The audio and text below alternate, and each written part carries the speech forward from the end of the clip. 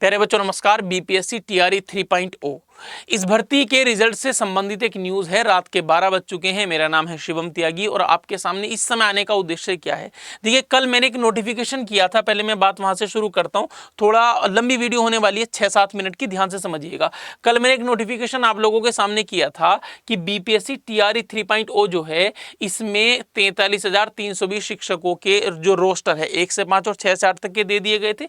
इसके लिए ये अखबार की कटिंग आपको दिखाई गई थी और ये आपका जो जेडीयू का जो ट्विटर हैंडल है ऑफिशियल, वहां पे नीतीश जी के द्वारा एक ये दिया गया था, जो है ये ट्वीट किया गया था।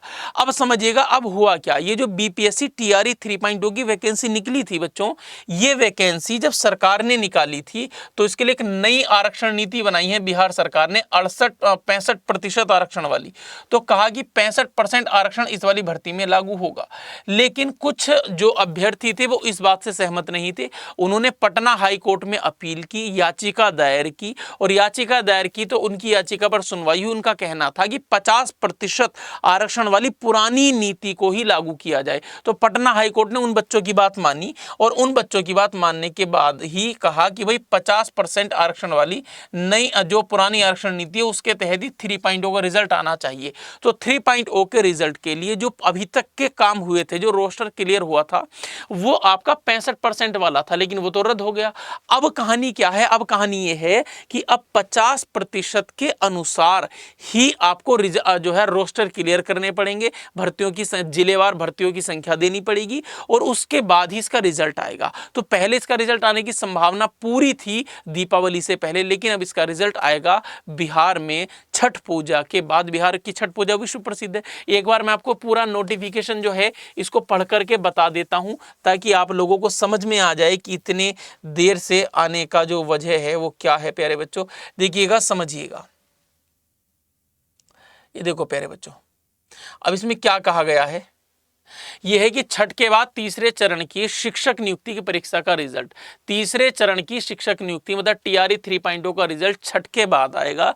रिजल्ट में देरी की वजह सामान्य प्रशासन विभाग के द्वारा आरक्षण रोस्टर क्लियर करके आयोग को भेजने में हो रहा विलंब है ना। तो जो रोस्टर की मामला चल रहा था, देखिए मालूम हो कि इस परीक्षा का विज्ञापन जो टीआरई 3.0 का विज्ञापन था, राज्य सरकार द्वारा घोषित नई आरक्षण नीति के तहत निकला था, जिसमें 65% आरक्षण का प्रावधान था। तो आपको जो नोटिफिकेशन था वो तो 65% के अनुसार था। उसी के अनुरूप सामान्य प्रशासन ने बीपीएससी को रिक्तियों की संख्या भेज दी और अपना रोस्टर बना दिया था। इस आरक्षण नीति के विरोध में कुछ बच्चों के द्वारा, कुछ अभ्यर्थियों के द्वारा पटना हाईकोर्ट में याचिका दायर की गई और हाईकोर्ट ने सरकार की नई आरक्षण नीति को रद्द करके 50% फीसदी वाली आरक्षण नीति को लागू करने का निर्देश दिया और राज्य सरकार ने वो आरक्षण नीति लागू भी कर दी है। दोबारा से देखो लिखा है कि इसके फैसले के बाद राज्य सरकार ने फिर से 50% फीसदी आरक्षण वाली पुरानी नीति को लागू करने का निर्णय लिया और इस नीति के अनुसार रिजल्ट देने के लिए बीपीएससी को इसके अनुरूप मतलब 50% के अनुरूप फिर से रोस्टर क्लियर करना होगा, भर्तियों की संख्या देनी होगी और उसके बाद आप लोगों को आपका रिजल्ट देखने के लिए मिल जाएगा। तो प्यारे बच्चों, जो बच्चे आरक्षण से बाहर थे, 50% आरक्षण काफी होता है, बाकी सरकार का कोर्ट का फैसला है तो उसका सभी को, हम सबको सम्मान है।